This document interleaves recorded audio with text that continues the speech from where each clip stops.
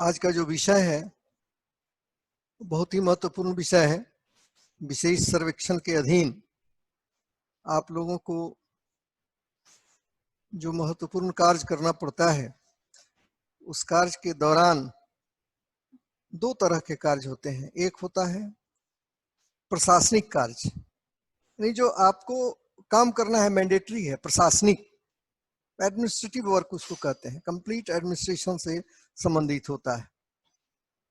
और दूसरा होता है एक्ट विथ रूल्स काम करना।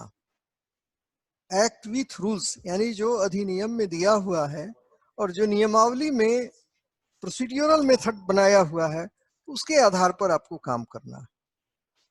तो प्रोसीड्यूरल मेथड में जैसे आपका खेसरा पंजी बना, तो खेसरा पंजी एक्ट विथ रूल्स ही बनता है, लेकिन वो प्रशासनिक कार्य होता है। प्रशासनिक कार्य उसमें लोगों से पूछताछ, वेरिफिकेशन, जांच इत्यादि सब चीज आते हैं और वो एक पंजी बनती है। पंजी के अंतर्गत आपको काम करना पड़ता है, अमीन का पर्यवेक्षण करना पड़ता है, बाउंड्री के मामले देखने पड़ते हैं, इत्यादि सब होते हैं। वो प्रशासनिक प्रकृति के कार्य आते हैं। लेकिन जैसे ही खेसरा पंजी आप बनाते हैं, तैयार करेंगे खेसरा पंजी, नियमावली के नियम 6 में उसका प्रोविजन किया हुआ है।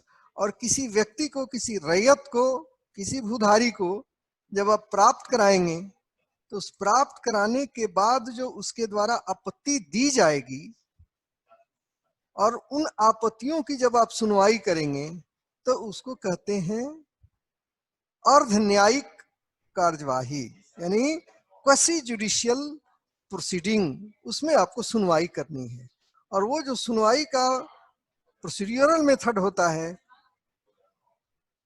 जो एक्ट में प्रावधान किया हुआ है, नियमावली में प्रावधान किया हुआ है, उसके अनुरूप कार्य करना पड़ता है। तो पहले तो आप ये सब समझ लें कि आपके द्वारा कौन से काम होते हैं। तो आपके द्वारा दो काम होते हैं। पहला काम अधिकारों के अभिलेख के निर्माण में अपना योगदान देना, रिकॉर्ड ऑफ राइट के निर्माण में योगदान देना, कार्य करना। और जो अधिनियम में प्रोविजन किया हुआ है कि कैसे बनेगा, नियमावली में बनाया हुआ कि कौन कौन सी कार्यवाही की जाएगी, उसका पालन करना। दूसरा, जो मानचित्र का आप निर्माण करते हैं, तो निर्माण तो हवाई सर्वेक्षण एजेंसी के द्वारा करके दिया जाता है, लेकिन उस मानचित्र का जब प्रकाशन होता है पहली बार, नियमावली के नियम 7 के उपनियम 6 में प्रोविजन किया हुआ है। और उसके खिलाफ जब आप सुनवाई करते हैं, कोई रैयत, कोई भूधारी अगर आपके यहाँ आपत्ति देता है कि ये जो मानचित्र बना हुआ है, उस मानचित्र के भूखंड में, यानी जो खेसरा नंबर दिया हुआ है उसमें गलती है, उसके बाउंड्री में गलती है, तो उन आपत्तियों की जब आप सुनवाई करते हैं, तो वो अर्ध न्यायिक कार्यवाही कहा जाता है, यानी क्वसी जुडिशियल प्रोसीडिंग। उस क्वसी जुडिशियल प्रोसीडिंग में संबद्ध पक्षों को सुनना, यानी दोनों पक्षों को सुनना। और इसके अंतर्गत किसी व्यक्ति के द्वारा जब आपत्ति दायर की जाती है, तो उसको वादी कहते हैं, वाद दायर करने वाला, वादी। और वादी जिनके खिलाफ केस करता है कि फलाने व्यक्ति का नाम इसमें गलत ढंग से इंटर हो गया है, उसके बाउंड्री में नहीं होना चाहिए था, मेरा होना चाहिए, किसी अन्य का होना चाहिए, तो जिनको वो प्रतिवादी बनाता है, यानी विपक्षी बनाता है, और जिनको उस वाद के खिलाफ प्रतिवाद करने का, यानी काउंटर करने का जब अवसर मिलता है, तो उन्हें प्रतिवादी कहा जाता है। तो इस प्रक्रम में जो सुनवाई की जानी है आपके द्वारा, उन्हीं सुनवाइयों को आज हम एक्सप्लेन करने जा रहे हैं। अधिकारों का अभिलेख जब बनता है, तो उसमें 3 प्रकार की एंट्री होती है। पहली एंट्री होती है जो कृषि कार्य से संबंधित होती है, रैयत के संदर्भ में। दूसरी एंट्री होती है आवास के लिए, होमस्टीड लैंड के रूप में एंट्री होती है। तीसरी एंट्री होती है, कोई व्यक्ति व्यवसाय कर रहा है तो कमर्शियल के रूप में उसकी एंट्री होती है, और इस प्रविष्टि के खिलाफ वाद दायर होते हैं, सही है या गलत है इस पर वाद दायर होते हैं। तो किसी व्यक्ति को जब भूमि में अधिकार प्राप्त होते हैं, अधिकार प्राप्त होने के बाद जिस का मेंटेनेंस होता है, जिस रिकॉर्ड का मेंटेनेंस होता है, उसको कहते हैं अधिकारों का अभिलेख। और ये अधिकारों का अभिलेख बनवाने का काम, निर्माण करवाने का काम सरकार को है। सरकार मीन्स राजस्व एवं भूमि सुधार विभाग, भू अभिलेख निदेशालय को है। स्टेट लेजिस्लेचर ने, राज्य की विधायिका ने अधिनियम बनाया है, नियमावली बनाई है, और राजस्व एवं भूमि सुधार विभाग ने तकनीकी मार्गदर्शिका बनाया है। यानी उस अधिनियम और नियमावली के प्रोविजन के आधार पर कैसे हम लोकल स्तर पर, स्थानीय स्तर पर सर्वेक्षण करेंगे, सर्वेक्षण के दौरान अधिकार अभिलेख का निर्माण करेंगे, इसके लिए तकनीकी मार्गदर्शिका का निर्माण 2019 में किया। लेकिन व्यक्ति जो अपना अधिकार प्राप्त करते हैं, वो अधिकार कैसे प्राप्त करते हैं ये समझना होगा। भूमि में अधिकार कैसे किसी को प्राप्त होता है? जब वो अधिकार प्राप्त कर लेता है तो उसको कहा जाता है कि इस भूमि पर इसका स्वत्व है, टाइटिल। यानी किसी भी रैयत के, किसी भी भूधारी के जमीन का आप एक टाइटिल का डॉक्यूमेंट तैयार करते हैं जिसमें उसका अधिकार होता है, और अधिकारों का अभिलेख टाइटिल को क्रिएट करता है। तो स्वत्व प्राप्ति के कितने तरीके हैं पहले ये जान लीजिए। किसी भी व्यक्ति के, जिसके आधार पर जब आप क्वेसी जुडिशियल प्रोसीडिंग के अंतर्गत सुनवाई करेंगे तो आपके यहाँ केस करेगा, आपके यहाँ वाद दाखिल करेगा, आप सुनवाई करेंगे। तो स्वत्व प्राप्ति के 10 तरीके, सामान्य रूप से 10 तरीके हैं जिसके आधार पर किसी व्यक्ति को किसी भूमि में अधिकार प्राप्त होता है, और उस अधिकार के आधार पर उसको स्वत्व हासिल होता है, टाइटिल। स्वत्व मीन्स टाइटिल। कोई भी रैयत स्वत्व प्राप्त करता है, कोई भी व्यक्ति इनहेरिटेंस के अंतर्गत, उत्तराधिकार के द्वारा। पैतृक संपत्ति है, दादा के नाम पर संपत्ति है, पिता के नाम पर संपत्ति है, उनकी मृत्यु होने के बाद वो संपत्ति उसके जो नियरेस्ट उत्तराधिकारी होते हैं, जैसे पिता अगर नहीं रहे तो वो संपत्ति भेस्ट कर जाएगी, निहित कर जाएगी पुत्रों में, और जिसको कहा जाएगा कि इन्होंने अपनी पिता की संपत्ति को उत्तराधिकार में प्राप्त किया है। दादा नहीं रहे, दादा के नाम पर प्रॉपर्टी है, तो दादा अगर मर जाएंगे तो दादा के पुत्रों के नाम पर आएगा। अगर उनके पुत्र भी नहीं है, वो भी मर गए, तो उनके पुत्रों के नाम पर आएगा। यानी उत्तराधिकार प्राप्त होगा। जो हिंदू संयुक्त परिवार है, संयुक्त परिवार में ये अवधारणा है कि हिंदुओं का सभी परिवार संयुक्त है, अनलेस कि उसको बंटवारा प्रूव्ड नहीं किया जाए। इसलिए इसमें उत्तराधिकार का एक दिया हुआ है प्रावधान कि कोई भी कर्ता ऑफ द फैमिली मरेगा, जो परिवार का प्रधान है, तो उसके नाम की जितनी भी संपत्ति होगी वो इनहेरिट करेगी उत्तराधिकार के अंतर्गत। उसके जो नियरेस्ट उत्तराधिकारी हैं उनमें वो वेस्ट कर जाएगी। तो स्वत्व प्राप्त करने का, जमीन में अधिकार प्राप्त करने का पहला तरीका हुआ उत्तराधिकार। दूसरा हुआ जमीन खरीदना। कोई भी व्यक्ति जब किसी जमीन को, किसी दो तरीके की जमीन ली जाती है। पहला जमीन लिया जाता है कृषि कार्य के लिए। ग्रामीण क्षेत्रों में मैक्सिमम लोग, अधिकांश रैयत खेती की जमीन खरीदते हैं। दूसरा, ग्रामीण क्षेत्र में बहुत कम रैयत आवास के लिए जमीन खरीदते हैं, होम स्ट्रीट यानी घर बनाने के लिए जमीन खरीदते हैं। लेकिन अर्बन क्षेत्र में, शहरी क्षेत्र में जो भी व्यक्ति हैं वो सिर्फ और सिर्फ आवास के लिए जमीन खरीदते हैं, घर बनाने के लिए। तो जब घर बनाने के लिए जमीन खरीदते हैं तो वो खेती का जितना बड़ा भूखंड होता है उतना बड़ा भूखंड घर बनाने के लिए नहीं लेते हैं। तो खरीदने के आधार पर, क्रय के आधार पर जब कोई जमीन प्राप्त किया जाता है तो उसको कहा जाता है कि इस व्यक्ति का इस जमीन पर चूंकि खरीद लिया है, अधिकार प्राप्त हो गया, और वो अधिकार उसके स्वत्व का, उसके टाइटिल का सृजन करता है, टाइटिल उसका क्रिएट करता है। तो दूसरा हुआ जमीन में अधिकार प्राप्त करने का कारण। तीसरा, पारिवारिक प्रधान जो कर्ता ऑफ द फैमिली है, या पिता हैं या दादा हैं, वो मर गए, उनके मरने के बाद जो पुत्रों के बीच में बंटवारा होता है, उनके प्रपत्र होते हैं, उनके बीच जब बंटवारा होता है तो बंटवारा के आधार पर जो संपत्ति हासिल होती है इंडिविजुअल, अगर 5 भाई हैं, एक पिता के 5 बेटे हैं, अब पांचों के बीच अगर बंटवारा होता है, 10 एकड़ जमीन है तो 2-2 एकड़ जमीन सबके हिस्से में आती है, तो वो बंटवारा के आधार पर उसको हासिल करते हैं और उनका उसमें जोत अधिकार मिलने के साथ साथ उनका स्वत्व यानी टाइटिल उनका क्रिएट होता है। तीसरा, गिफ्ट के आधार पर प्राप्त करना, दान के आधार पर भूमि प्राप्त करना। कोई व्यक्ति अगर दान से कोई व्यक्ति भूमि प्राप्त करता है तो उसको स्वत्व उसमें प्राप्त हो जाता है, अधिकार प्राप्त हो जाता है। चौथा, विल के आधार पर संपत्ति प्राप्त करना। संपत्ति वसीयत के माध्यम से अगर किसी को हासिल होती है तो उसको कहा जाता है कि इसको जोत अधिकार मिलने के साथ साथ इसका इसमें टाइटिल हो गया।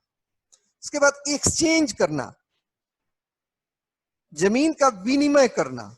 विनिमय उसको कहते हैं कि अपनी सुविधा के अनुसार रैयत जमीन का विनिमय करते हैं, एक्सचेंज करते हैं। किसी दूसरे रैयत की जमीन अगर मेरे घर के बगल में है तो हम उसे ले लेते हैं, और उसके घर के बगल में मेरी जमीन है तो हम उसको दे देते हैं, उसको कहते हैं एक्सचेंज करना। ये सारे के सारे जितने भी जमीन लेने के तरीके हैं सब रजिस्टर्ड होते हैं, पंजीकृत होते हैं। छठा, जो जमीन में उत्तराधिकार कोई प्राप्त करता है, साथ ही साथ अधिकार, जोत का अधिकार प्राप्त करता है, वो है सरकार के द्वारा जमीन की बंदोबस्ती किया जाना। जितने भी लैंडलेस पर्सन हैं, भूमिहीन हैं, सरकार उन्हें जमीन देती है। जो सरकार की भूमि है, गैर मजरूआ मालिक जमीन है, सीलिंग के अंतर्गत जो अधिशेष अर्जित भूमि होती है, उसकी अगर बंदोबस्ती की जाती है तो वो बंदोबस्त जमीन के आधार पर उसे उस भूमि में जोत अधिकार मिलता है और साथ ही साथ उसको टाइटिल मिल जाता है। सातवां, भूदान के द्वारा, अगर भूदान जगह कमेटी के द्वारा किसी व्यक्ति को जमीन दिया जाता है तो उसका नामांतरण होता है, उसके नाम पे जमीन आ जाती है, तो उसे कहा जाता है कि इसको जोत अधिकार मिला और साथ ही साथ इसको स्वत्व मिल गया। नौवां, बासगीत पर्चा के द्वारा जमीन प्राप्त होना। ग्रामीण क्षेत्रों में वैसे लैंडलेस पर्सन, गरीब व्यक्ति जिनको अपना रहने का घर नहीं है, जमीन नहीं है, तो सरकार उनके लिए होमस्टीड लैंड देती है, जो अंचल अधिकारी के द्वारा बासगीत पर्चा किसी को दिया जाता है। उस बासगीत पर्चा के आधार पर उनको स्वत्व मिल जाता है, अधिकार मिल जाता है। 10वां,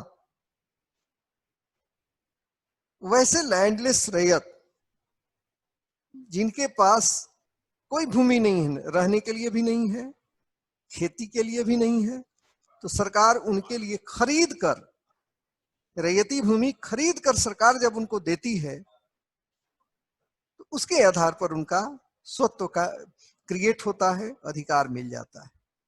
तो ये 10 तरीके ऐसे हैं, जिन 10 तरीकों को मैंने बताया कि कोई व्यक्ति किसी जमीन में जोत अधिकार प्राप्त करता है,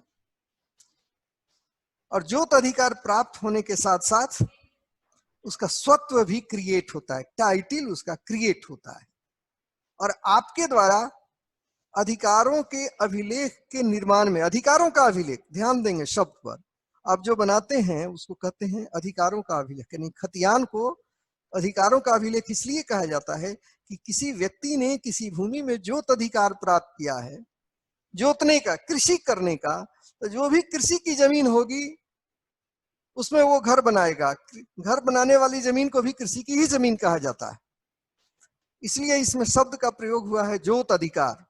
किसी व्यक्ति को जब जोत अधिकार प्राप्त होता है इन 10 तरीकों से, और उसका रिकॉर्ड जब आप बना करके देते हैं, सरकार के प्रतिनिधि के तौर पर जब आप रिकॉर्ड बनाते हैं, तो जिस रिकॉर्ड में उसकी एंट्री होती है उसको कहते हैं अधिकारों का अभिलेख।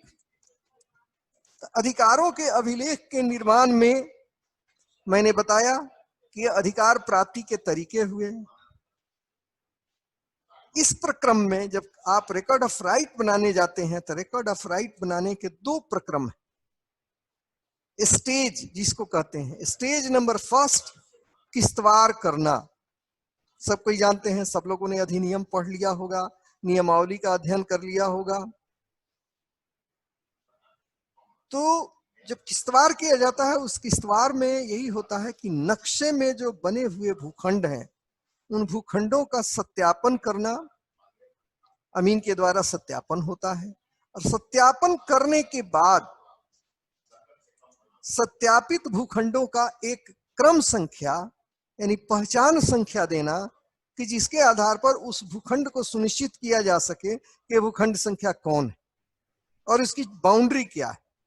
तो खेसरा नंबर का अंकन किया जाना, और जो मानचित्र बनता है उस मानचित्र को फाइनली पब्लिश करना। उसका पब्लिकेशन का नियम है, नियमावली के नियम 7 के उपनियम 6 में उसको पब्लिश किया जाता है, प्रकाशित किया जाता है कि अगर किसी व्यक्ति को इस मानचित्र के खिलाफ, प्रविष्टि के खिलाफ, किसी एंट्री के खिलाफ कोई आपत्ति है तो वो दाखिल कर सके। तो प्राप्त आपत्तियों की जब सुनवाई आप करेंगे तो वो सुनवाई के उस प्रक्रम को, उस स्टेज को कहा जाता है कि अब ये अर्ध न्यायिक कार्यवाही प्रारंभ हो गई। उसको कहते हैं अर्ध न्यायिक कार्य, यानी आपकी जो प्रशासनिक कार्रवाई थी किस्तवार की, और आपने जब मानचित्र बनाकर, यानी हवाई मानचित्र हवाई सर्वेक्षण एजेंसी के द्वारा जब फाइनली बनकर नियम 7/6 के अंतर्गत जब पब्लिश हो गया, उसके खिलाफ जब आप सुनवाई करेंगे किसी रैयत का, किसी भूधारी का, तो उसे कहते हैं क्वैसी जुडिशियल प्रोसीडिंग, यानी अर्ध न्यायिक कार्रवाई का प्रारंभन, जिसमें सुनवाई करना होगा और सुनवाई करने के साथ साथ समुचित आदेश देना होगा कि ये वास्तव में जो एंट्री है वो सही है या गलत। दूसरा, सुनवाई का दूसरा स्टेज जो खानापुरी प्रक्रम में आता है, और वो आता है खेसरा पंजी का निर्माण। खेसरा पंजी के निर्माण के बाद, जिसको कहते हैं प्रपत्र 6, उसके निर्माण के बाद खानापुरी पर्चा निर्गत किया जाता है, रैयत के नाम, भूधारी के नाम, सरकारी विभागों के नाम। खेसरा पंजी में जो एंट्री होती है, उस एंट्री के में जितने रैयत के द्वारा होल्ड किया जाने वाला, धारित किया जाने वाला भूमि है, उसको जिस प्रपत्र में अंकित कर किसी रैयत को उपलब्ध कराया जाता है उसे कहते हैं खानापुरी पर्चा। और यह पर्चा एक ऐसा डॉक्यूमेंट होता है किसी रैयत के लिए जिसमें वो पहली बार देखता है कि मेरे पास कुल कितनी जमीन। दूसरा, इसका खाता नंबर क्या है, इसका खेसरा नंबर क्या है, इसकी चौहद्दी क्या है,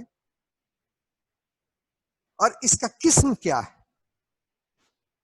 तो कोई भी रैयत ये जानने में सक्षम हो पाता है कि हमारे पास कुल कृषि की जमीन कितनी है और किस किस प्रकृति की जमीन। पहली बार उसे आप अवेलेबल कराते हैं, उपलब्ध कराते हैं। तो खानापुरी पर्चा ही एक ऐसा पर्चा है जो अधिकार अभिलेख के निर्माण का नींव है, वास्तविक नींव। वहीं से प्रारंभ हो जाता है सुनवाई का प्रक्रम। तो खानापुरी पर्चा में जितनी प्रविष्टियां आपके द्वारा की जाती हैं उस खाता को अंकित किया जाता है, खेसरा को अंकित किया जाता है, क्षेत्रफल यानी एरिया को अंकित किया जाता है, किस्म जमीन अंकित किया जाता है, और उसके खिलाफ किसी रैयत के द्वारा जब आपत्ति दाखिल की जाती है, आपत्ति दाखिल किया जाता है, 2 ही और 3 बिंदु हैं जिस पर कि वो आपत्ति करता है। पहली आपत्ति होती है कि भू मानचित्र का जो भूखंड है जिसका नाम खेसरा नंबर दिया गया है वो सही नहीं है, यानी उसका रकबा जो है, क्षेत्रफल है, अगर 10 डिसमिल होना चाहिए तो इसके हिसाब से 8 डिसमिल है, उस पर वो आपत्ति करेगा। यानी क्षेत्रफल पर आपके पास वो आपत्ति करेगा, कहेगा कि ये गलत है, इसकी आप सुनवाई करिए, आप देखिए मेरे पास ये डॉक्यूमेंट है। दूसरा आपत्ति करेगा कि नाम दर्ज होना चाहिए भू स्वामित्व के कॉलम में, मिस्टर ए का नाम दर्ज हो गया है मिस्टर बी का, और उसकी चौहद्दी गलत है। तीसरा आपत्ति होता है सरकारी जमीन के संदर्भ में, कि रैयत ये बोलेगा कि ये सरकार की संपत्ति नहीं है, ये मेरी रैयती जमीन है, इसका गलत से खतियान सरकार के नाम से बन गया है, तो आपको सुनवाई करनी पड़ेगी। रूल 9 है नियमावली का, बिहार विशेष सर्वेक्षण एवं बंदोबस्त नियमावली का रूल 9 उसके सब रूल 6 में दिया हुआ है खानापूरी पर्चा का, सब रूल 8 में दिया हुआ है खानापूरी पर्चा किसी रैयत को प्राप्त कराना, सरकारी विभाग को प्राप्त कराना। तो जैसे ही खानापूरी पर्चा किसी रैयत को मिल गया, मिलने के साथ वो जब आपत्ति दाखिल करेगा, उसके किसी एंट्री के विरुद्ध, किसी प्रविष्टि के विरुद्ध आपत्ति दाखिल करेगा, तो उसकी सुनवाई करनी होगी रूल 10 में। रूल 10 के सब रूल 1, 2, 3, 4 4 सब रूल हैं, उसके अंतर्गत आपको सुनवाई करनी है। ये सुनवाई का प्रक्रम हो गया। उसके बाद आता है प्रारूप खानापूरी अभिलेख के निर्माण का।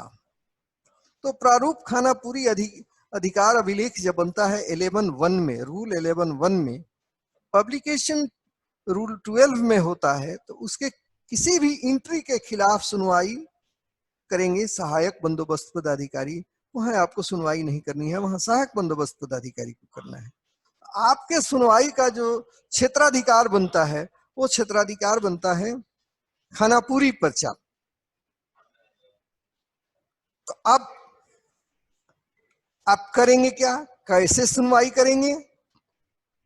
क्वेसी जुडिशियल प्रोसीडिंग है, अर्ध न्यायिक कार्रवाई है, यानी अब आपकी प्रशासनिक कार्रवाई जिसमें आपने खेसरा पंजी बनवाया, और खेसरा पंजी बनवाने के बाद खानापूरी पर्चा आपने हस्ताक्षर करके, सहायक बंदोबस्त पदाधिकारी ने हस्ताक्षर करके किसी रैयत को दिया, और रैयत ने जब आपत्ति किया, उसकी सुनवाई आपको करनी है। तो कैसे करेंगे हम? हवा में करेंगे, पानी में करेंगे, मौखिक करेंगे, कैसे करेंगे?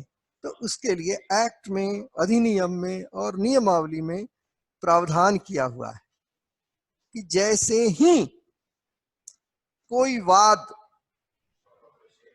माने केस, हिंदी में उसको वाद कहते हैं, अंग्रेजी में केस कहते हैं, आपत्ति, दावा या आक्षेप अगर किसी व्यक्ति के द्वारा खानापूरी पर्चा के विरुद्ध दाखिल किया जाए, तो कानून को उसकी सुनवाई करेंगे। जैसे ही दावा दाखिल होगा, आपको केस रिकॉर्ड प्रारंभ कर देना है। सुनवाई का पहला प्रक्रम, फर्स्ट स्टेज होता है केस रिकॉर्ड का संधारण, यानी केस रिकॉर्ड बनाना। सुनवाई जब आप करेंगे, केस रिकॉर्ड उसको कहते हैं जब कोई भी वाद किसी व्यक्ति के द्वारा दाखिल किया जाता है और उसमें जो सुनवाई की जाती है, सुनवाई के जो विभिन्न स्टेज होते हैं, उसकी एंट्री होती है, तो कार्यवाही अभिलेख का निर्माण होता है। सब कोई कलम निकालिए और सब कोई नोट कीजिए, कार्यवाही अभिलेख संधारण का जो प्रावधान किया हुआ है बिहार अभिलेख हस्तक 1960 रूल 129, सब कोई नोट कर लीजिए। यह इसलिए महत्वपूर्ण है कि आपके सुनवाई में किसी व्यक्ति का टाइटल और अधिकार, ज्योत अधिकार दोनों ही निर्धारित है। यानी आप किसी व्यक्ति के ज्योत अधिकार का निर्धारण करने जा रहे हैं और उसका स्वत्व भी निर्धारित हो रहा है। इसको टाइटल का डॉक्यूमेंट कहते हैं। तो अगर गलत निर्धारण हो गया, आपके द्वारा गलत आदेश दिया गया कि नहीं ये मिस्टर ए की जमीन नहीं है, मिस्टर बी की जमीन है, और सुनवाई का प्रोसेस अगर सही ढंग से नहीं मेंटेन किया गया तो आपके खिलाफ अपीलेट कोर्ट भी है जो उसकी सुनवाई करेगा। उसके बाद रिविजनल कोर्ट है जो रिवीजन करेगा, सुनवाई करेगा, और उसके बाद ऑनरेबल हाई कोर्ट में वो रीट करेगा। तो ऑनरेबल हाई कोर्ट में रीट जैसे ही होगा और वो ऑनरेबल हाई कोर्ट देखेगा कि इसमें सुनवाई करने वाले पदाधिकारी के द्वारा एक्ट विथ रूल्स काम नहीं किया गया है, पालन नहीं किया गया है, तो पनिशमेंट ऑर्डर देगा, आपको दंड दे देगा। इसलिए प्रत्येक पदाधिकारी को जो काम करने जाते हैं वो पब्लिक अफसर होते हैं। आपको सरकार ने नियोजित किया है काम करने के लिए एज ए पब्लिक अफसर। पब्लिक अफसर के रूप में जो आपके द्वारा डॉक्यूमेंट बनाए जाएंगे, जो अधिकारों के अभिलेख का निर्माण किया जाएगा और उससे संबंधित जिन अभिलेखों का निर्माण किया जाएगा वो पब्लिक डॉक्यूमेंट होगा। कोई भी व्यक्ति उसको देख सकता है। पब्लिक डॉक्यूमेंट का कोई भी व्यक्ति विधिवत रूप से उसका सर्टिफाइड कॉपी ले सकता है। तो आपके द्वारा अगर गलती की जाएगी अभिलेख में और किसी व्यक्ति ने then and there certified copy ले लिया और अपीलेट कोर्ट में या रिविजनल कोर्ट में या ऑनरेबल हाई कोर्ट में केस फाइल किया, तो आपके उस गलती को करेक्ट करने का कोई ऑप्शन नहीं होता है। कोई ऑप्शन नहीं है कि आप विक्रम कुमार जी आप मुस्कुरा रहे हैं, आप सुन नहीं रहे हैं, ये गलत बात है। जब आप काम करने जाएंगे फील्ड में तो वहां आपको बताने वाला कोई नहीं रहेगा, कोई एडवोकेट नहीं होंगे, वहां पर सिर्फ यही काम देगा, यही आपका सब कुछ रहेगा। तो ये कार्यवाही अभिलेख संधारण करना है और इसमें कार्यवाही अभिलेख में किन किन बिंदुओं की एंट्री होगी, कौन से विषय इंटर किए जाएंगे, इसके लिए बिहार बोर्ड प्रकीर्णन नियमावली 1958 के नियम 127 में बताया हुआ है। 127 में कि जैसे ही कार्यवाही अभिलेख आप संधारण करेंगे, ऑर्डर शीट में लिखेंगे, तो आपको क्या क्या लिखना है वो उसमें बताया हुआ है। तो आप लोग नोट कर लीजिए, रूल 127, उसको आप लोग पढ़ लेंगे।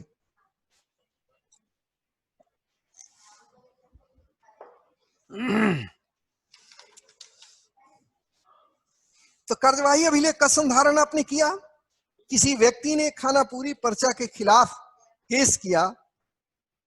मान लीजिए कि मेरे गांव का आपने खेसरा पंजी बनवाया, अमीन के माध्यम से आपने उसका वेरिफिकेशन किया, हस्ताक्षर करके मुझे खानापुरी पर्चा दिया, और उस खानापुरी पर्चा के खिलाफ उसमें अगर कोई एंट्री गलत है, चौहद्दी गलत है, उसका क्षेत्रफल गलत है, उसका रकबा गलत है, नाम की प्रविष्टि गलत है, तो मैंने केस किया कि महोदय आपने जो ये खानापुरी पर्चा दिया है इसमें ये गलत एंट्री है, ये गलत आदमी के नाम से, गलत व्यक्ति के नाम से एंट्री हो गई है, कृपया इसका आप सुधार करें और मेरे दावे का ये डॉक्यूमेंट है। वो अपना दावा का डॉक्यूमेंट देगा। तो दावा का डॉक्यूमेंट उसका कौन कौन सा हो सकता है? पहला, जो जिससे उसने खरीद किया है, जिस दस्तावेज से उसने खरीद किया है। दूसरा, जो गिफ्ट डीड होगा। तीसरा, जो विल होगा। चौथा, जो एक्सचेंज डीड होगा। पांचवा, जो बंदोबस्ती का पेपर होगा। छठा, जो सरकार ने जमीन खरीद करके दिया होगा। सातवां, जो भूदान से उसको मिला होगा। आठवां, जो उसे वासगीत पर्चा से मिला हुआ होगा। नौवां, जो उसको उत्तराधिकार में मिला हुआ होगा। तो इन सारे डॉक्यूमेंट्स को वो साक्ष्य के तौर पर अपने केस के साथ जो प्लेंट का कॉपी बनाएगा उसके साथ संलग्न कर आपके पास दाखिल करेगा कि ये मेरे दावा की कागजात हैं, मेरे अधिकारों के कागजात हैं, इसके आधार पर आप इसकी सुनवाई करें और मेरे पक्ष में निर्णय दें। तो उसमें प्रतिवादी भी वो किसी को बनाएगा। जिस व्यक्ति के नाम से गलत एंट्री हुई होगी उसको वो प्रतिवादी कहा जाता है, वो बनाएगा। तो आपको दोनों पक्षों को सुनना होगा। यही कहते हैं quasi judicial proceeding. Quasi judicial proceeding में नेचुरल जस्टिस निहित रहता है, वेस्ट रहता है। नेचुरल जस्टिस उसको कहते हैं कि ऑनरेबल सुप्रीम कोर्ट ने कहा है कि दूसरों की भी सुनो।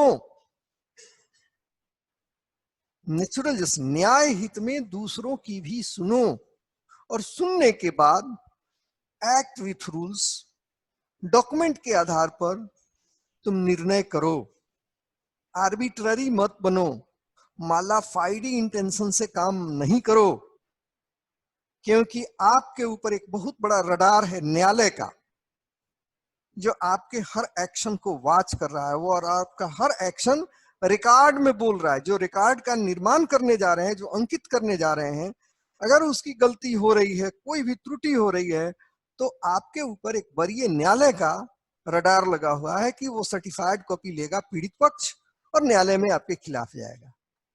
तो एक तो अपील में जा सकता है, दूसरा रिवीजन में जा सकता है, तीसरा किसी भी व्यक्ति को लिबर्टी है कि वो ऑनरेबल हाईकोर्ट में जा सकता है, उसको स्वतंत्रता है।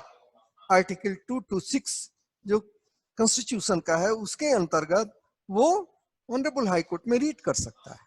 और ऑनरेबल हाईकोर्ट जैसे ही देखेगा कि प्रिजाइडिंग अफसर ने, यानी सुनवाई करने वाले पदाधिकारी ने इसमें अपने जुडिशियल माइंड का उपयोग नहीं किया है, सुनवाई ठीक ढंग से नहीं किया है, जो एक्ट विथ रूल्स उसको काम करना चाहिए था उसने नहीं किया है, तो वो आपके खिलाफ आदेश करेगा, पनिशमेंट भी दे देगा। उसको इतना, उसको फास्ट पावर है, वो कुछ भी कर सकता है।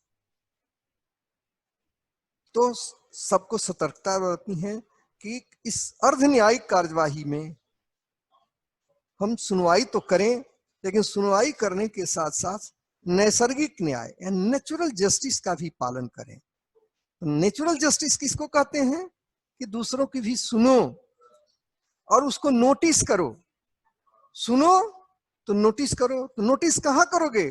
तो सुनो, उसके बाद कार्यवाही अभिलेख को मेंटेन करो जिसमें एंट्री होगी, और उस कार्यवाही अभिलेख का मूल भावना यही है कि जिस दिन आपके पास केस फाइल हुआ और जिस दिन आपने उसका डिस्पोजल किया, निर्धारित तिथियों को जो आपने सुनवाई किया उसमें उसकी एंट्री होगी, प्रविष्टि होगी, और खुद आपको अपने हाथ से करना होगा, और फलाफल जो भी उसका हो, आदेश जो आपने किया, जो कार्यवाही अभिलेख ने आपने इंटर किया, उसके आधार पर जो निर्णय हुआ उसको कहेंगे एक्ट विथ रूल्स निर्णय किया जाना। किंतु गलत ढंग से आपने निर्णय किया, बिना प्रतिवादी को सुने हुए निर्णय किया, बिना डॉक्यूमेंट बेस्ड निर्णय किया, तो आपके ऊपर जो वरीय कोर्ट है उनका रडार लगा हुआ है, वो आपको पनिशमेंट भी देंगे। और पनिशमेंट कई तरह के हो सकते हैं, इसलिए बेहतर है कि हम काम करें तो अच्छे ढंग से करें, नियमों को जानें। तो सबसे पहला काम आप क्या करेंगे? तो ये जो जिन कार्यवाहियों की आप सुनवाई करेंगे उन कार्यवाहियों को कहा जाता है संक्षिप्त कार्यवाही।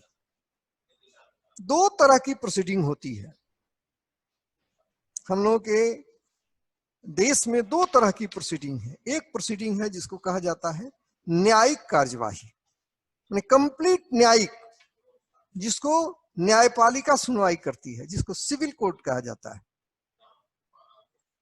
और वो कार्यवाही होती है, उस कार्यवाही में सिविल प्रोसीड्यूर कोड 1908 के सारे प्रोविजंस लागू होते हैं।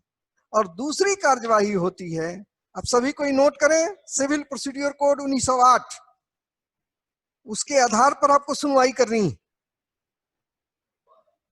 दूसरी कार्यवाही होती है जिसको कहते हैं क्वैसी जुडिशियल कार्यवाही, अर्ध न्यायिक कार्यवाही। और उस अर्ध न्यायिक कार्यवाही में संक्षिप्त ट्रायल होता है, संक्षिप्त विचारण, मैंने 30 दिन में सुनवाई कर लेनी है, उसमें डेट फिक्स कर दिया जाता है, संक्षिप्त किया जाता है।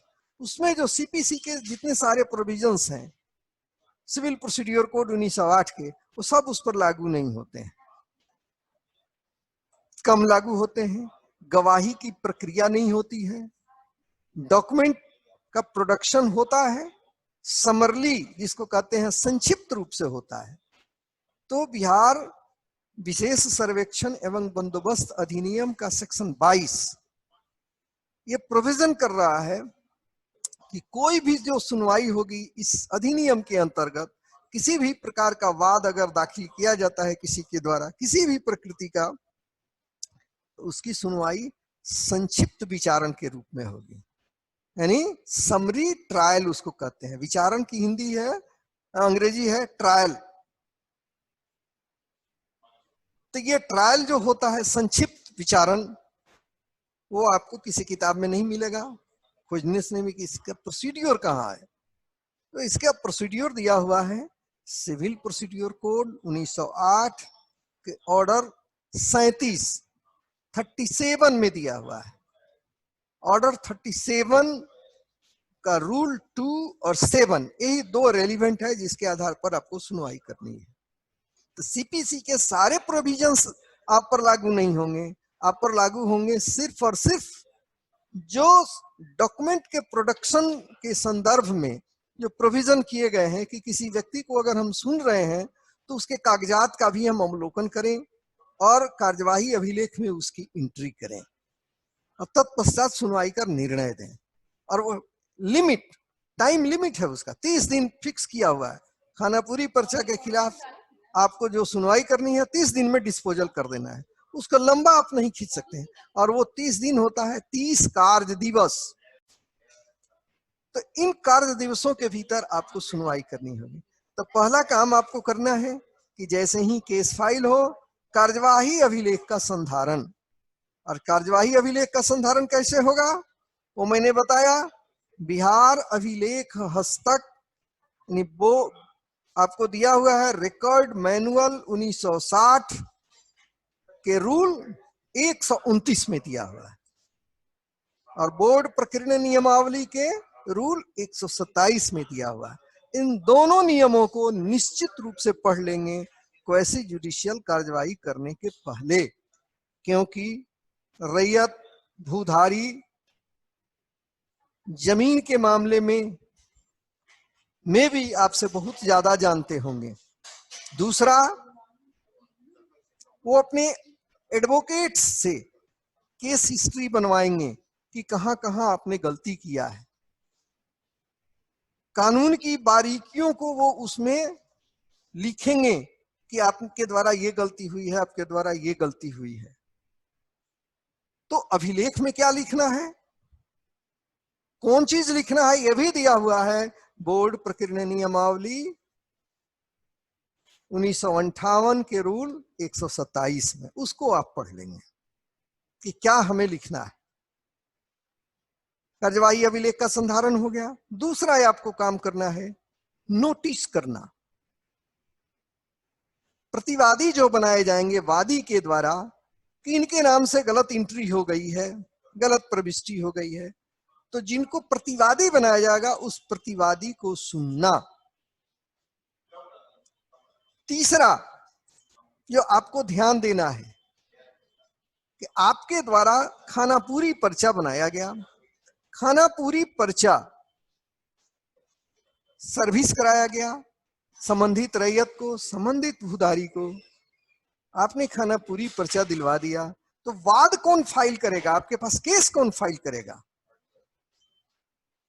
क्या बिहार में रहने वाला जो व्यक्ति है उसके बदले में केरल का व्यक्ति आकर के वाद फाइल कर सकेगा?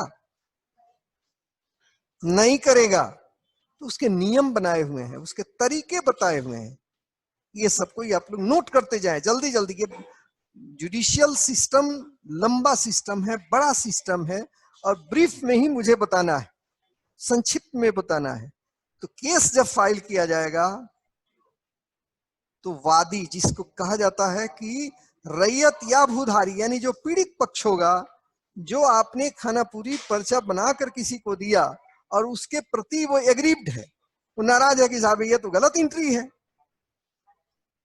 तो वाद फाइल किया जाएगा किसी रैयत, किसी भूधारी या किसी वादी के द्वारा। वाद फाइल करने वाले को कहा जाता है वादी। दूसरा, केस फाइल किया जाएगा उसके एडवोकेट के द्वारा। कोई भी वादी कहेगा कि नहीं साहब हम फाइल नहीं करेंगे, हमारे एडवोकेट फाइल करेंगे, तो एडवोकेट जब भी फाइल करेंगे तो आपको देखना होगा कि क्या उसमें उनका वकालतनामा लगा हुआ है। ये कार्यवाही अभिलेख के मेन पार्ट हैं, मुख्य पार्ट जिसको कहा जाता है। इसके बिना आप मूव करेंगे तो हर समय आपके गर्दन के ऊपर नंगी तलवार लटकी रहेगी ऑनरेबल कोर्ट का, कि पीठासीन पदाधिकारी ने अपने जुडिशियल माइंड का प्रयोग नहीं किया है, आर्बिट्ररी काम किया है। तीसरा, वाद जो फाइल किया जाएगा, केस जो फाइल किया जाएगा, वो किया जाएगा जो लीगल उसका रिप्रेजेंटेटिव होगा। किसी भी व्यक्ति का कोई लीगल रिप्रेजेंटेटिव होगा। थोड़ी देर के लिए मैं उदाहरण दे रहा हूं, जैसे मैं आज पटना में नौकरी कर रहा हूं, मेरा घर मुजफ्फरपुर है और मैं सरकारी काम कर रहा हूं, मुझे फुर्सत नहीं है, मेरे यहाँ आप सर्वे कर रहे हैं, या मेरा घर सुपौल है, सुपौल में सर्वे कर रहे हैं, तो मैं नहीं बार बार जा सकता हूं, तो मैंने अपने एडवोकेट को या अपने लीगल रिप्रेजेंटेटिव को नियुक्त कर दिया कि आप मेरा देखेंगे, और मैंने एक लिखित रूप में दे दिया, तो वो फाइल करेगा। चौथा, जो अंडर एज होगा, बच्चा होगा, अगर वो संपत्ति होल्ड कर रहा है, लैंडेड, उसके फादर मर गए अचानक, 5 साल का बच्चा है, तो उसका कौन देखरेख करेगा, कौन फाइल करेगा? तो उसके जो नेचुरल गार्जियन होंगे, तो माँ होगी। दूसरा, हो सकता है कि माँ नहीं हो, इलिटरेट हो, तो नेचुरल गार्जियन कोई ना कोई नियुक्त होंगे, उनके द्वारा किया जाएगा। पांचवा, अगर पागल व्यक्ति है, तो पागल अगर वो हो गया तो उसकी किस्मत खराब थी, वो पागल हो गया, लेकिन उसके अधिकार से, जमीन में जो उसका अधिकार है, उसका जो शेयर है, उसको डिफीट नहीं किया जा सकता है, तो क्या पागल व्यक्ति कोई फाइल कर सकेगा? नहीं कर सकेगा। उसको साउंड माइंड का होना चाहिए, लेकिन उस पागल का कोई ना कोई संरक्षक होगा, उस संरक्षक के द्वारा फाइल किया जाएगा। ये केस फाइल करने के तरीके हो गए, जिन तरीकों के आधार पर आपके पास केस फाइल होगा। जैसे ही आपके पास केस फाइल हो खानापुरी पर्चा के खिलाफ, आप तुरंत कार्यवाही अभिलेख का संधारण करें। एक ऑर्डर शीट होता है फॉर्म 20, ऑर्डर शीट उसमें आप ड्रा करें, खींचें, और ऑर्डर शीट में एंट्री करें। क्या एंट्री करें?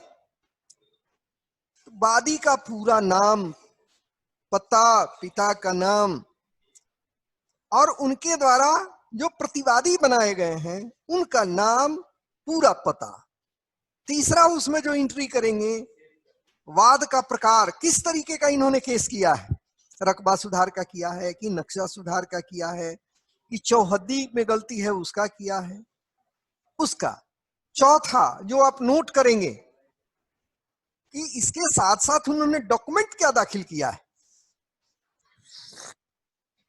कौन से डॉक्यूमेंट को इन्होंने अपने वाद में, जो उनका जो प्लेंट होगा उसके साथ दाखिल किया, उस प्लेंट में जितने सारे डॉक्यूमेंट्स लगाए होंगे उसको संलग्न करें। लिखेंगे ऑर्डर शीट में कि वादी के द्वारा अपने दावे के समर्थन में इतने सारे कागजात प्रस्तुत किए गए हैं, जिनकी विवरणी, हो सकता है कि वो सेल डीड दे, हो सकता है गिफ्ट डीड दे, हो सकता है कि वो सिविल न्यायालय का एक्सक्यूशन आदेश दे, डिक्री का आदेश दे, हो सकता है कि उसके बीच आपसी जो बंटवारा हुआ है उसका वो रजिस्टर्ड डॉक्यूमेंट दे, उसके बाद अंचल अधिकारी के द्वारा जो दाखिल खारिज कराया है वो दे। मैंने वेरियस टाइप ऑफ पेपर्स जो होते हैं, स्वत्व के, अधिकारों के जो स्थापित करते हैं, उनको वो संलग्न करके देगा, खतियान देगा, जमाबंदी की कॉपी देगा, और उसकी एंट्री आपको करनी है। इनके द्वारा ये डॉक्यूमेंट दाखिल किए गए हैं।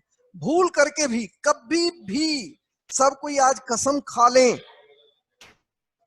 कि जिस दिन केस का इनिशिएशन करेंगे, हम शुरुआत करेंगे, इनिशिएशन ऑफ प्रोसीडिंग उसको कहते हैं, कि जैसे ही कोई केस किसी के पास दाखिल होगा, इनिशिएशन ऑफ प्रोसीडिंग, प्रोसीडिंग यानी कार्यवाही का प्रारंभन, और इन 4 बिंदुओं को तो निश्चित ही करेंगे। मे भी कि कोई रैयत अज्ञानवश नहीं दाखिल कर सके, ये भी हो सकता है कि सादे पन्ने पर लिख करके वो देगा, वो कोई गुनाह नहीं है। उसकी छानबीन आपको करनी है, तो उसमें आपको लिखना होगा कि वादी के द्वारा अपने दावे के समर्थन में किसी प्रकार का कोई कागजात दाखिल नहीं किया गया, ये आपको लिखना होगा।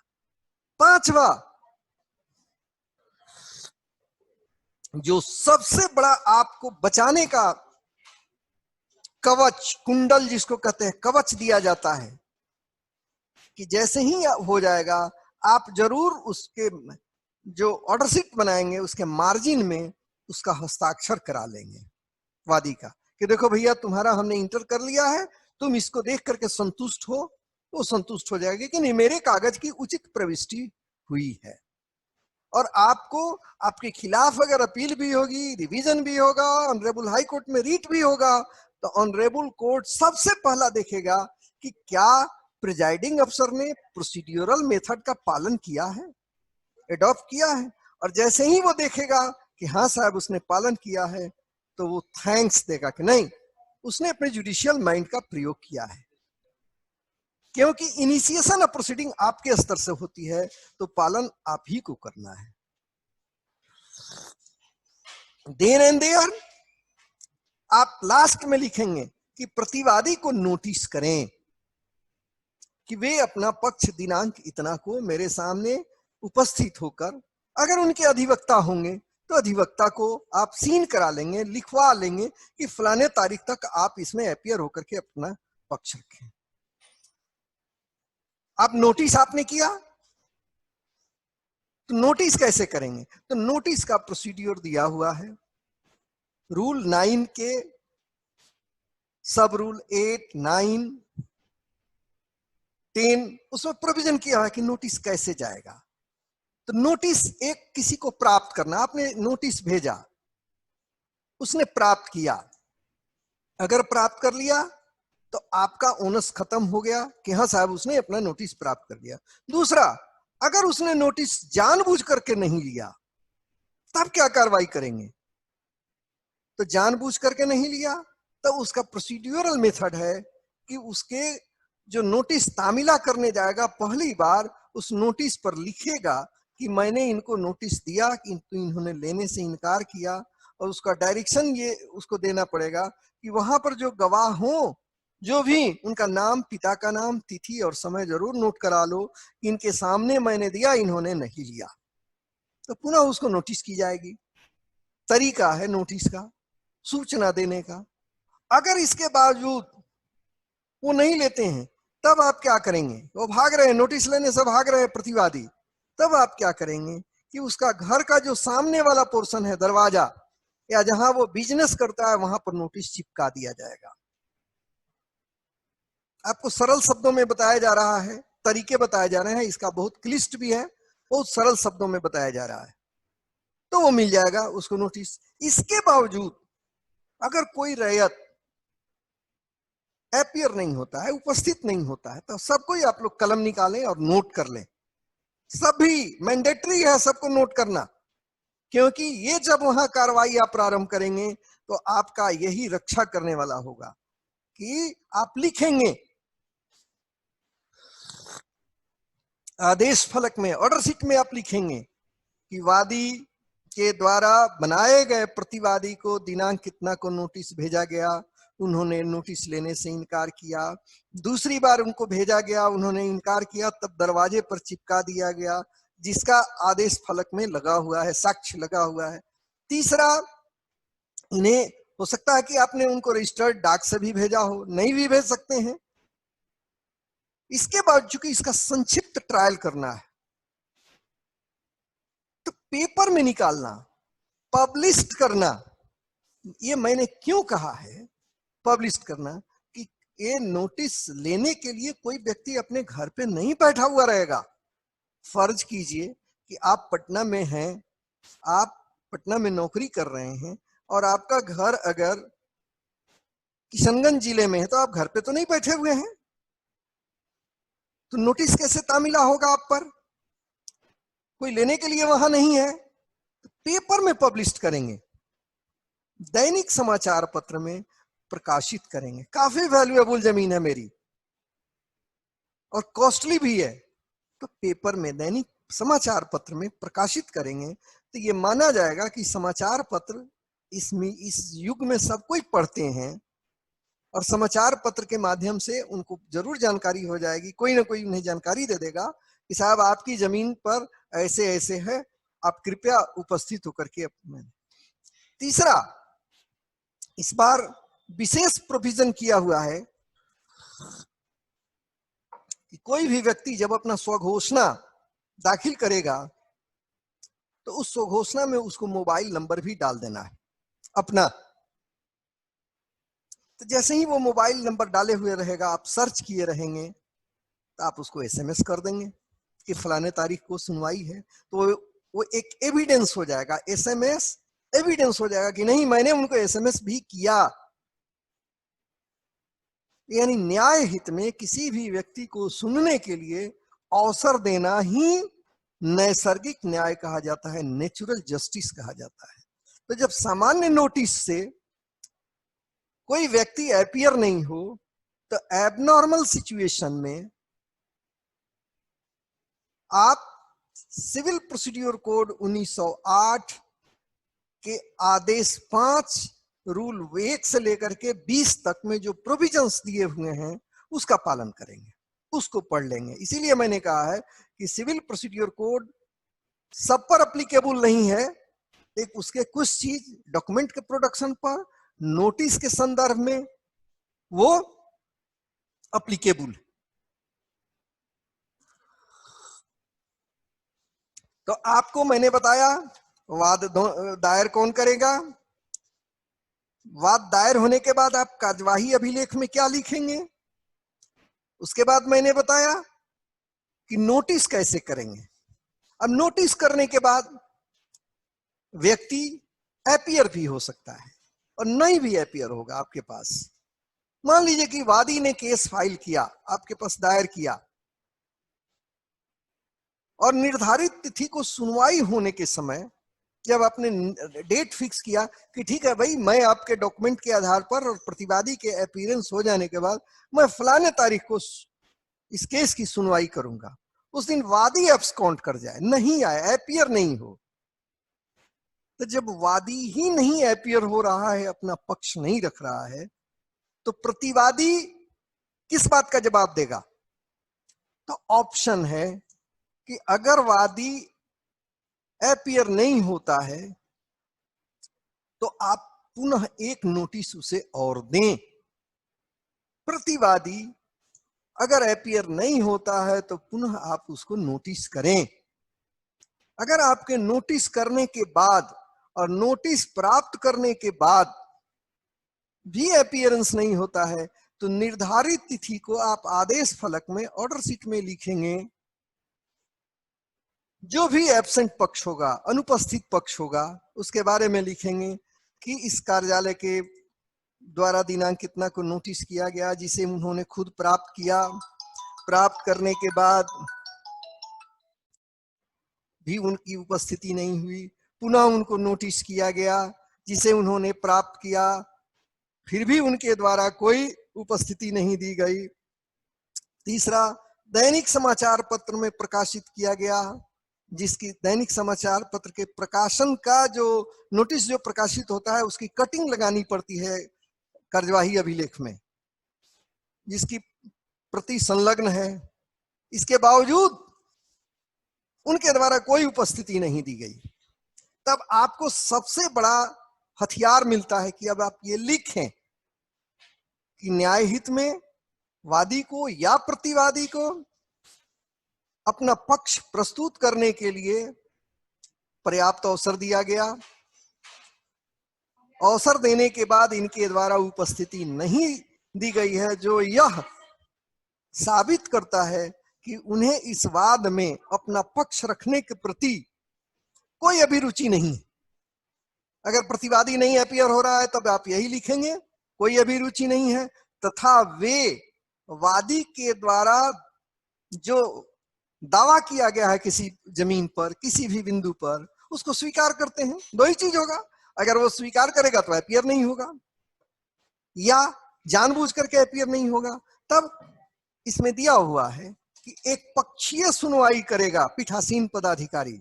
एक पक्षीय सुनवाई का मतलब ये हुआ कि अगर कोई पक्ष पर्याप्त अवसर देने के बाद भी अपीयर नहीं होता है तो एक पक्षीय सुनवाई की जाती है, लेकिन उन सारे तथ्यों को आदेश फलक में लिखना होगा। अगर आपने एक पक्षीय सुनवाई किया और उस दिन आपने आदेश नहीं किया, हो सकता है कि 10 केस का आपने किया, 10 केस का करने के बाद आपको उस दिन समय नहीं मिला लिखने के लिए, आपने डेट फिक्स कर दिया कि ऐसे 3 दिन के बाद आदेश हेतु उपस्थापित करें। अचानक उस 3 दिन के भीतर में जो आपने डेट फिक्स किया, ऑर्डर का डेट, वो अपीयर हो गया व्यक्ति कि नहीं महोदय, मैं इस कारण से आपके यहाँ अपीयर नहीं हो सका, या तो प्रॉपर मुझे नोटिस नहीं मिला, या मैं बीमार पड़ गया, या मैं घर से बाहर था, तो आपको पुनः रिकॉल करना है, पुनः उसको सुनना है, क्योंकि वन वे ट्रैफिक नहीं हो सकता है। अंत तक आपको न्याय प्रदान करना है। जब आप दोनों पक्षों का सुन करके आदेश करेंगे तो वो वैलिड आदेश माना जाएगा। एक पक्षीय सुनवाई कोई सुनवाई ही नहीं होती है, क्योंकि उसमें तो रिप्रेजेंट करने वाला दूसरा पक्ष रहता ही नहीं है। तो ये आपको ऑर्डर शीट में लिखना होगा और तब आप एक पक्षीय आदेश करेंगे। चौथा, अगर मान लीजिए कि आपने आदेश किया, आदेश करने के बाद वो अपीयर होता है, दूसरे पक्ष ने सर्टिफाइड कॉपी उसका ले लिया, तब आपके पास कोई ऑप्शन नहीं बनता है कि आप पुनः उस आदेश में संशोधन करें। तब उसके बाद उसको अवसर मिलेगा, ठीक है, वो आप अपना अपील में जाइए, हमने तो भैया आपको पर्याप्त समय दिया और समय देने के बाद भी आप अपीयर नहीं हुए, तो मेरी कोई गलती नहीं है, अब मेरे खिलाफ आप ऊपर जाएं। तो खानापुरी पर्चा के बाद का जो स्टेज आता है, किसी भी रैयत को, किसी भी भूधारी को जो अवसर मिलता है, वो मिलता है जब खानापुरी प्रारूप अभिलेख तैयार हो जाता है और रूल 11(1) के अंतर्गत फाइनली बना करके उसको रूल 12 के अंतर्गत पब्लिश कर दिया जाता है। तब उस व्यक्ति को पुनः अवसर मिलता है कि वो सहायक बंदोबस्त पदाधिकारी के पास वो पुनः वाद दायर करे। वाद दायर करेगा कि मैं किसी कारणवश खानापुरी पर्चा के विरुद्ध, या जो भी वो अपना कारण दे, मैं नहीं कर सका, आप सुनवाई करें। उनको भी जितनी बातें मैंने बताई हैं प्रोसीड्यूरल मेथड, उनको पुनः वही काम करना होगा, सुनवाई करनी होगी। इसके बाद भी अगर वो एब्सकॉन्ड कर गया रैयत, एब्सकॉन्ड करने के माने अनुपस्थित रहने के कई कारण हैं। कारण नंबर 1, उस व्यक्ति को बाहर रहना। कारण नंबर 2, उसको जानकारी नहीं मिलना। कोई भी व्यक्ति अपने रोजगार के तलाश में, खेती की भी जमीन है, वो बाहर रह सकता है, जा सकता है। मान लीजिए कि वो अमेरिका चला गया, मान लीजिए कि वो अरेबियन मुल्क में चला गया, विदेश चला गया, उसको सूचना नहीं मिली। तो सूचना नहीं मिली तो हम लोग के इस जुडिशियल सिस्टम में किसी भी व्यक्ति को अपना पक्ष रखने के लिए समय समय पर उसको दिया हुआ अवसर दिया हुआ है। तो अवसर नंबर 1 आपने नोटिस किया, अवसर नंबर 2 आपने उसके घर के दरवाजे पर टांग दिया। अब इसलिए मैं बता रहा हूं कि उसका मोबाइल नंबर ले लें कि आजकल एक कॉमन माने जिसको हम लोग कहते हैं कि अब एक जो गांव में रहने वाला जो सबसे कमजोर काम जिसको कहते हैं करने वाला, भैंस का चरवाहा भी अब मोबाइल रखता है। इससे आप अर्थ लगा सकते हैं कि ये कितना कॉमन हो गया है मोबाइल। रिक्शा वाला तो रखता ही है, लेकिन अब गांव में रहने वाला भैंस का चरवाहा भी मोबाइल रखता है। तो उसके घर में भी मोबाइल होगा, उसके घर में भी मोबाइल होगा, उसकी पत्नी के पास भी होगा। वो बाहर अगर काम करने गया हुआ है तो किसी न किसी के पास होगा। उसने जो स्वघोषणा पत्र दिया है उसमें भी मोबाइल होगा। आप एसएमएस कीजिए कि उसको जानकारी मिल जाए। जमीन बहुत वैल्यूएबल हो गया है। जब कैडेस्ट्रल सर्वे हुआ 1916 तक फाइनल हो गया पूरे बिहार में, तो उस जमाने में यही कहा जाता था कि जमीन लोगों को ढूंढती थी।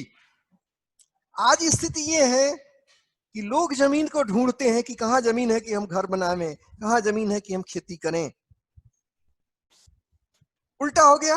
उस जमाने में जमीन लोगों को ढूंढती थी, आज लोग जमीन को ढूंढ रहे हैं। जमीन पर भार बहुत बढ़ गया, जनसंख्या का भार बढ़ गया।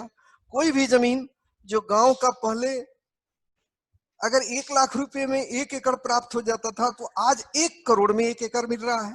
वैल्यूएशन बढ़ गया। तो यानी जमीन के मूल्यांकन में, वैल्यूएशन में वृद्धि के कारण अब वो बहुत बड़ा मूल्यवान संपत्ति है किसी भी व्यक्ति के लिए। इसलिए हम उसको डिफीट नहीं कर सकते, हम उसको डिफीट नहीं कर सकते। हमें उसको पर्याप्त अवसर देना है। तो मोबाइल नंबर भी जरूर प्राप्त कर लें। उसकी पत्नी को खबर करें कि आपकी इस जमीन का खानापुरी पर्चा में ऐसे ऐसे है। किसी न किसी विधि उसके यहाँ खबर करते हैं, तो ये परफेक्ट काम होगा। और इस परफेक्ट काम में आपको अपना दिमाग खुला रखना होगा।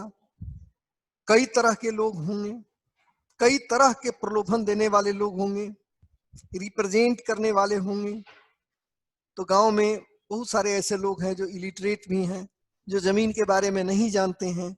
उनको कोई ना कोई रिप्रेजेंटेटिव उनका आएगा, लेकिन भूल करके भी उस रिप्रेजेंटेटिव के बात को आंख मूंद करके नहीं सुन लेंगे। पहले पहल उस रैयत का जिसकी भूमि है उसकी बात जरूर सुनेंगे। रिप्रेजेंटेटिव हो सकता है, लीगल रिप्रेजेंटेटिव नहीं। लीगल रिप्रेजेंटेटिव हो गया तब तो कोई बात नहीं है। कोई व्यक्ति किसी को ले आया कि चलिए आप मेरी ओर से बोल दें, तो आप उसके रिप्रेजेंटेटिव को सुनने के पहले, जो लीगली डिक्लेयर्ड नहीं है, उस व्यक्ति को जरूर सुन लेंगे। अब अंतिम इसका हम बता रहे हैं प्रक्रम। किसी ने वाद फाइल किया, दाखिल किया, आपके यहां केस दाखिल किया, किसी को प्रतिवादी बनाया उसने कि साहब इनके नाम से गलत इस जमीन का खाता खुल गया है, और उस व्यक्ति की मृत्यु हो गई, तो क्या होगा? इस प्रक्रम में आपको जो सूचना देने वाला होगा, कोई भी वादी सूचित करेगा आपके पास कि इस वाद के दौरान प्रतिवादी की मृत्यु हो गई है। प्रतिवादी के ये वंशज हैं, उनके लीगल रिप्रेजेंटेटिव ये हैं, इनके नाम को उनके स्थान पर सब्स्टिट्यूट किया जाए, यानी उसमें दर्ज कर दिया जाए। मिस्टर ए के को प्रतिवादी बनाया गया था, मिस्टर ए मर गए, तो मिस्टर ए के जो बच्चे होंगे, जो विधिक प्रतिनिधि होंगे, कानूनी रूप से उनके जो वंशज होंगे, जो भी होंगे, हुए भर में भी उनको बनाया जाए। तो आपको सब्स्टिट्यूट कर देना है। और सब्स्टिट्यूशन का जो प्रोसीड्यूरल मेथड है, वो मेथड आपके इस किताब में नहीं है। सब कोई नोट कर ले। Civil procedure code 1908 order 22, order 22, उसमें ऑर्डर 22 है, आदेश 22, रूल 1 से लेकर 5 तक उसमें दिया हुआ है। उसमें जो प्रोविजन अप्लीकेबल होगा उसके आधार पर आप सब्स्टिट्यूट कर देंगे। आप अंतर करिए रेवेन्यू केस में और क्रिमिनल केस में। क्रिमिनल केस जैसे ही होता है तो जो व्यक्ति एफआईआर का नेम्ड एक्यूज्ड होता है, अगर वो मर गया तो वो केस खत्म हो जाता है। कि पनिशमेंट आप किसको देंगे? अब कार्रवाई करने वाला मर गया, केस खत्म हो जाता है। किंतु सिविल केस में जमीन से संबंधित के सिविल नेचर के माने जाते हैं। इस केस में संपत्ति के अधिकार से उसे आप वंचित नहीं कर सकते हैं, क्योंकि उसको कॉन्स्टिट्यूशन ने प्रदान किया है। तो उसका जो नेक्स्ट ईयर होगा, उसके जो नेक्स्ट वंशज होंगे, उसको सब्स्टिट्यूट करना है। मान लीजिए कि वादी केस फाइल करने वाला है, वही मर गया, उसने फाइल किया, 10 दिन नोटिस हुआ, एपियर हुआ और वो मर गया। देन क्या करेंगे आप? तुरंत उसका जो नियरेस्ट होगा पुनः उसको नोटिस करेंगे, क्योंकि वादी ही मर गया है। तो वादी के मर जाने के से केस खत्म नहीं होगा, फिर उसके घर में भी होगी, क्योंकि उसने अपना स्वघोषणा दिया है और उसने डिक्लेयर किया है, घर का पता दिया है। तो उस पता पर आप पुनः नोटिस करें, हो सकता है कि उसकी पत्नी हो, बेटा हो, कोई भी हो, आप एक रिपोर्ट लेकर, रिपोर्ट प्राप्त करने का आपके पास सबसे बेस्ट साधन है, चूंकि आप ग्रामीण क्षेत्र में रहेंगे, चौकीदार होगा। गांव का चौकीदार गांव के बारे में एक अच्छा खासा जानकारी रखता है, तो आप सब्स्टिट्यूट कर देंगे। लेकिन न्याय हित में जरूर सुनेंगे, नहीं सुनेंगे तो इस जुडिशियल वर्क में, ये अर्ध न्यायिक काम में एक गलती आग से खेलने के बराबर है, क्योंकि आपके ऊपर तरह तरह के रडार लगे हुए हैं। अपीलेट कोर्ट है, रिविजनल कोर्ट है, उसके बाद ऑनरेबल हाई कोर्ट है। अगर आप एक्ट विथ रूल्स काम करेंगे, प्रोसीड्यूरल मेथड का पालन करेंगे, तो न्याय की कुर्सी पर जो बैठे हुए हैं आपके जो भी कोर्ट हैं, वो आपको अप्रिसिएट करेंगे और आपका आदेश बरकरार रहेगा, कभी भी वो आदेश रद्द नहीं होगा। अगर एक्ट विथ रूल्स आप काम किए रहेंगे तो हो सकता है अमेंड हो जाए, गलती नहीं होगी। और गलती नहीं होना किसी के एबिलिटी को शो करता है कि नहीं, हमारे उस पदाधिकारी ने, हमारे उस कर्मचारी ने अपने जुडिशियल माइंड का प्रयोग किया और न्याय हित में उसको जो काम करना चाहिए था उसने काम किया। तो अब हम इसको समाप्त करते हैं। बहुत बहुत धन्यवाद। और आप लोगों को अगर इससे रिलेटेड कोई भी प्रश्न हो तो जानकारी के ख्याल से आप पूछ सकते हैं। एक चीज और मैं बता देना चाहता हूं कि जैसे ही कोई केस फाइल हो जो मैं नहीं बता सका था, आप उसको एक केस पंजी होती है उसमें इंटर कर दें, केस पंजी, ताकि आपसे मिस नहीं करें। और दूसरा, केस डायरी का मेंटेन करें। हो सकता है कि एक डेट में आपने निर्गत किया, सूचना दिया, खानापुरी पर्चा आपने 1000 इशू किया और 200 केस आपके पास फाइल हो गए। तो 200 केस की तो आप एक दिन में सुनवाई कर नहीं सकते हैं। 10-20 केस की सुनवाई एक दिन में कर सकते हैं, लिमिट है सुनने का। तो डेट उसमें देना होगा कि आज के डेट में हम इतना केस सुनेंगे, नेक्स्ट डेट में इतना केस सुनेंगे, उसके नेक्स्ट डेट में इतना सुनेंगे। तो उसके लिए केस डायरी मेंटेन करना पड़ता है और तिथि उसमें दर्ज कर दी जाती है, इस तारीख को इतना केस, फिर उस दिन सुनवाई किया तो फिर नेक्स्ट डेट में जाएगा कब सुनवाई करेंगे। तो केस डायरी का मेंटेनेंस। दूसरा, रजिस्टर में इंटर करना, जो वाद पंजी होती है उसमें इंटर कर देना कि इस नेचर का इतना केस फाइल हुआ है। बहुत बहुत धन्यवाद। किसी को कोई क्वेश्चन हो तो हाथ उठाएं, मैं उसका जवाब दूंगा। देख लीजिए जिनको क्वेश्चन है वो अपना कर सकते हैं। हाँ जी, विशाल रंजन जी क्वेश्चन कीजिए। हेलो। हाँ क्वेश्चन कीजिए, जी जल्दी नमस्कार जल्दी। सर। सर ये कह रहे थे कि सर जो हम लोग ऑर्डर पास करेंगे, जो सर्टिफाइड कॉपी जो होगा सर, वो एएसओ द्वारा वेरीफाइड होगा या नहीं नॉट होगा? वेरीफाइड। जो पदाधिकारी प्रिजाइडिंग अफसर के रूप में काम करेंगे, उसके बाद कोर्ट बना हुआ है कि आपके खिलाफ अपीलेट कोर्ट कौन होगा, वो सिर्फ अपीलेट कोर्ट देखेगा, ठीक है? जी उसको कोई जी। वेरीफाइड नहीं करेगा। उसके लिए सिर्फ आप ही रेस्पॉन्सिबल होंगे, उसमें कोई गलती के लिए, सही के लिए आप रेस्पॉन्सिबल होंगे। इसलिए आपको सही ढंग से आंसर लिखना होगा। बेसिस क्या होगा आपके आदेश का? दोनों पक्षों को सुनना, दोनों पक्षों के डॉक्यूमेंट जो दिए गए हैं उसको लिखना, रिकॉर्ड में ले आना, किसी चीज को छिपाना नहीं, और उसके पश्चात अपना मंतव्य देना कि नहीं, इसके आधार पर मैं इस निष्कर्ष पर पहुंचा हूं कि मिस्टर ए जो वादी हैं उनका सही है या मिस्टर बी जो प्रतिवादी हैं उनका सही है। चलिए दूसरे कोई देख लीजिए।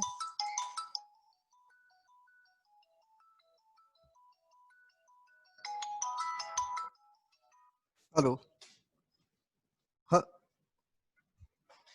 हाँ, थोड़ी देर के बाद मैं बात करता हूँ, अभी मैं एक जगह बैठा हुआ हूँ, 10 मिनट के बाद। मोहम्मद रजाउल्ला, क्वेश्चन कीजिए जल्दी, समय कम है। सब कोई क्वेश्चन अपना नोट करके रखें, जिनको जिनको करना है, और तुरंत बोलें। बोलिए। दूसरे का देखिए, कनेक्शन नहीं हो पा रहा है।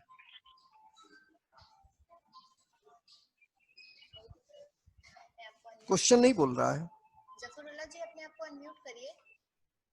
स्क्रीन पे आपके अनम्यूट का ऑप्शन क्या होगा?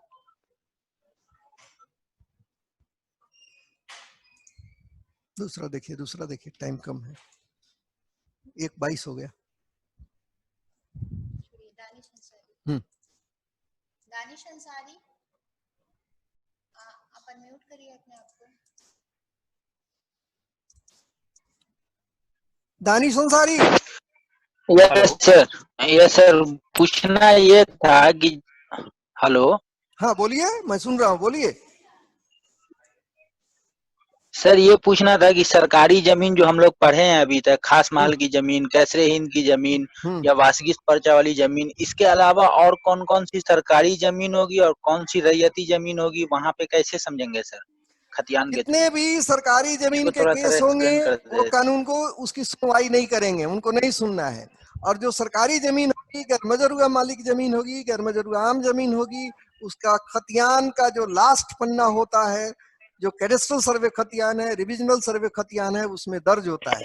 दूसरा, आपको सरकारी जमीन की विवरणी अंचल अधिकारी उपलब्ध कराएंगे तो आप उससे सुनिश्चित हो लेंगे। और किसी को क्वेश्चन? हेलो। हाँ बोलिए। आवाज नहीं आ रही आपकी, जल्दी बोलिए, दूसरे भी हाथ उठाए हुए हैं। नहीं सर, यही क्वेश्चन था सर। ठीक है, थैंक यू, आगे बढ़िए।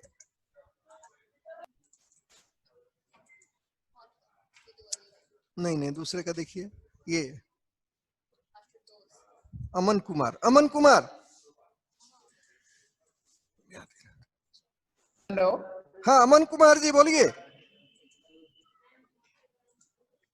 हाँ सर, हमने पूछ रहे हैं जो क्रेस्टल सर्वे हुआ था 1985 से लेके नहीं, 1916 आप तक या 26 तक। गलत। 1985 नहीं, कैडेस्ट्रल सर्वे हुआ था 1892 में शुरू हुआ और 1916 में वो समाप्त कर दिया गया। हाँ अजय ठीक बाबू। ठीक, ओके सर। हाँ सर, 1885 से लेके हम पहुंच रहा बनी 1916 ऑफिस तक। में, हम 10 मिनट में पहुंच रहा बनी, पहुंची रुआ। ठीक बा। हाँ